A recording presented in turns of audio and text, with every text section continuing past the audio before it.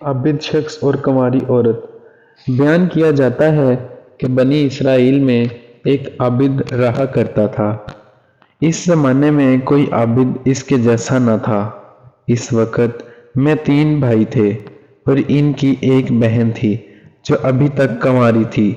اس کے سوا اور ان کی کوئی بہن نہ تھی۔ اتفاقاً تینوں بھائیوں کو کہیں لڑائی پر جانا پڑ گیا۔ ان کو کوئی ایسا شخص نظر نہ آیا جس کے پاس اپنی بہن کو چھوڑ جائیں اور اس پر بھروسہ کریں۔ لہٰذا سب نے اس رائے پر اتفاق کیا کہ اس کو عابد کے سپرد کر دیں۔ وہ عابد ان کے خیال کے موافق تمام بنی اسرائیلوں میں نیک اور پرہیزگار تھا۔ چنانچہ اس کے پاس آئے اور اپنی بہن کو حوالہ کرنے کی درخواست کی کہ جب تک ہم لڑائی سے واپس آئیں ہماری بہن آپ کے سایہ شفقت میں رہے گی۔ عابد نے ایسا کرنے سے انکار کر دیا اور ان کی بہن سے خدا کی پناہ مانگی۔ وہ نہ مانے اور اصرار کرتے رہے کہ ان کی بہن کو اپنی نگرانی میں رکھنا منظور کر لیں، حتیٰ کہ عابد نے ان کی درخواست کو منظور کر لیا اور کہا کہ اپنی بہن کو میرے عبادت خانے کے سامنے کسی گھر میں چھوڑ جاؤ۔ انہوں نے ایک مکان میں اس کو لا اتارا اور چلے گئے۔ وہ لڑکی عابد کے قریب ایک مدت تک رہی۔ عابد اس کے لیے کھانا لے کر آتا اور اپنے عبادت خانے کے دروازے پر رکھ کر دروازہ بند کر لیتا اور واپس اندر چلا جاتا اور لڑکی کو آواز دیتا تھا اور وہ اپنے گھر سے آ کر کھانا لے جاتی تھی۔ پھر راوی نے بیان کیا کہ پھر شیطان نے عابد کو بہکانا شروع کیا۔ ابتدا میں اس کو خیر کی ترغیب دیتا رہا اور لڑکی کا دن میں عبادت خانے تک آنا اس پر گرہ ظاہر کر رہا کہ کہیں ایسا نہ ہو کہ یہ لڑکی دن میں کھانا لینے کے لیے گھر سے نکلے اور کوئی شخص اس کو دیکھ نہ لے، اس لیے بہتر یہ ہے کہ اس کا کھانا لے کر اس کے دروازے پر رکھ آیا کر، اس پر اجر عظیم ہوگا۔ غرض یہ کہ عابد کھانا لے کر اس کے گھر جانے لگا۔ کچھ مدت بعد پھر شیطان اس کے پاس آیا اور اس کو ترغیب دی اور اس بات پر اسے ابھارا کہ اگر تو اس لڑکی سے بات چیت کیا کرے تو تیرے کلام سے مانوس ہوگی، کیونکہ اس کو تنہائی سے سخت وحشت ہوتی ہے۔ شیطان نے اس کا پیچھا نہ چھوڑا حتیٰ کہ وہ عابد اس لڑکی سے بات چیت کرنے لگا، اپنے عبادت خانے سے اتر کر اس کے پاس آنے لگا۔ پھر شیطان اس کے پاس آیا اور اس سے کہا کہ تو اپنے عبادت خانے کے دروازے پر اور وہ اپنے گھر کے دروازے پر بیٹھے اور دونوں باہم باتیں کرو تاکہ اس کو خوشی محسوس ہو۔ آخر کار شیطان نے اس کو عبادت خانے کے دروازے پر لا بٹھایا۔ لڑکی بھی گھر سے دروازے پر آئی۔ اس طرح ایک زمانے تک یہ حال رہا۔ شیطان نے عابد کو پھر خیر کی رغبت دی اور کہا بہتر ہے کہ خود لڑکی کے گھر کے قریب جا کر بیٹھے اور ہم کلامی کرے، اس میں زیادہ دلداری ہے۔ عابد نے ایسا ہی کیا۔ شیطان نے پھر تحصیل ثواب کی رغبت دی اور کہا کہ اگر لڑکی کے دروازے سے قریب ہو جائے تو بہتر ہے تاکہ اس کو دروازے تک آنے کی بھی تکلیف نہ اٹھانی پڑے۔ عابد نے یہی کیا، اپنے عبادت خانے سے لڑکی کے دروازے پر آ کے بیٹھتا تھا اور باتیں کرتا تھا۔ ایک عرصے تک یہی کیفیت رہی۔ شیطان نے پھر عابد کو ابھارا کہ اگر عین گھر کے اندر جا کر باتیں کیا کرے تو بہتر ہے تاکہ اس لڑکی کو باہر نہ آنا پڑے اور کوئی اس کا چہرہ نہ دیکھ پائے۔ غرض عابد نے شیوہ اختیار کیا کہ لڑکی کے گھر کے اندر جا کر دن بھر اس سے باتیں کیا کرتا اور رات کو اپنے عبادت خانے میں واپس چلا جاتا، یہاں تک کہ عابد نے لڑکی کے زانوں پر ہاتھ مارا اور اس کے رخسار کا بوسہ لے لیا۔ پھر روز بروز لڑکی کو اس کی نظروں میں آرائش دیتا رہا اور اس کے دل میں غلبہ کرتا رہا، حتیٰ کہ وہ اس کے اور زیادہ قریب ہو گیا اور لڑکی نے حاملہ ہو کر ایک لڑکا جنا۔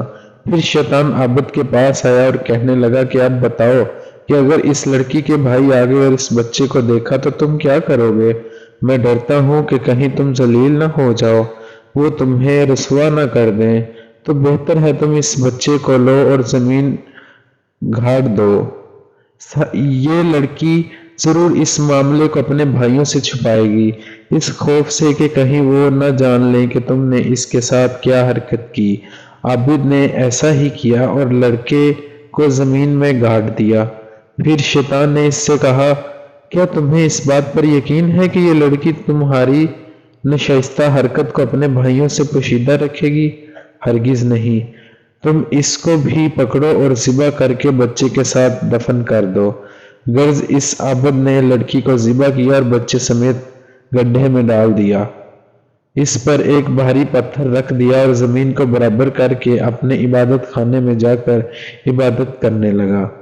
ایک مدت گزرنے کے بعد لڑکی کے بھائی لڑائی سے واپس آئے اور عابد کے پاس جا کر اپنی بہن کا حال پوچھا۔ عابد نے ان کو اس کے مرنے کی خبر دی۔ افسوس ظاہر کر کے رونے لگا اور کہا کہ بڑی نیک عورت تھی، دیکھو یہ اس کی قبر ہے۔ بھائی قبر پر آئے اور اس کے لیے دعائے خیر کی۔ پھر راوی بیان کرتے ہیں کہ جب رات ہوئی اور وہ اپنے بستروں پر سوئے تو شیطان ان کے خواب میں ایک مسافر آدمی کی صورت میں آیا۔ پہلے بڑے بھائی کے پاس گیا اور اس کی بہن کا حال پوچھا۔ اس نے عابد کا اس کے مرنے کی خبر دینا اور اس پر افسوس کرنا اور مقام قبر دکھانا بیان کیا۔ شیطان نے کہا، سب جھوٹ ہے، تم نے کیوں کر اپنی بہن کا معاملہ مان لیا؟ عابد نے تمہاری بہن سے بدفعلی کیا، وہ حاملہ ہو گئی اور ایک بچہ جنا۔ عابد نے تمہارے ڈر کے مارے اس بچے کو اس کی ماں سمیت ذبح کیا اور گڈھا کھود کر دونوں کو اس میں ڈال دیا۔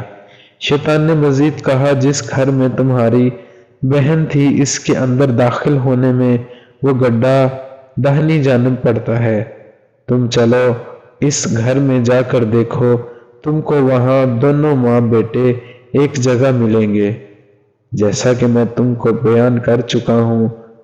پھر شیطان دوسرے بھائی کے خواب میں آیا، اسے بھی ایسا ہی کہا۔ پھر چھوٹے بھائی کے خواب میں آیا اور اسے بھی ایسا ہی کہا۔ جب صبح ہوئی تو سب لوگ بیدار ہوئے اور تینوں اپنے اپنے خواب سے تعجب میں تھے۔ ہر ایک آپس میں ایک دوسرے سے بیان کرنے لگا کہ میں نے رات عجیب و خواب دیکھا۔ سب نے باہم جو کچھ دیکھا تھا بیان کیا۔ بڑے بھائی نے کہا، یہ خواب فقط ایک خیال ہے اور کچھ نہیں، یہ ذکر چھوڑو اور اپنا کام کرو۔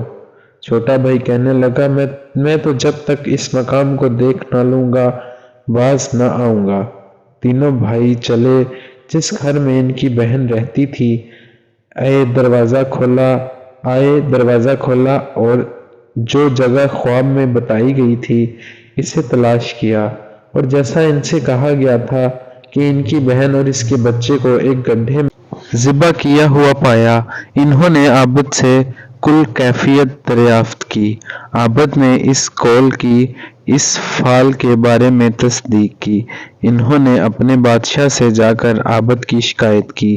عابد کو پھر اس کے عبادت خانے سے نکالا گیا اور اس کو مارنے کے لیے لے جایا گیا۔ جب اس کو مارنے کے لیے لے جایا جا رہا تھا تو شیطان اس کے پاس آیا اور کہا، تم نے مجھے پہچانا؟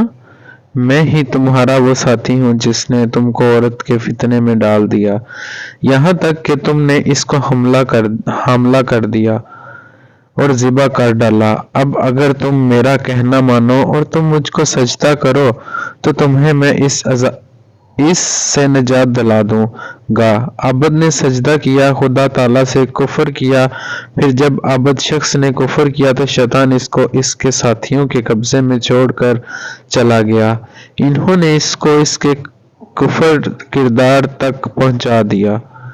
حاصل اس واقعہ سے ہمیں یہ سبق ملتا ہے کہ اندازہ کیجئے کہ شیطان ہمارا کس قدر سنگین دشمن ہے اور اس کے وار کس قدر سنگین ہیں۔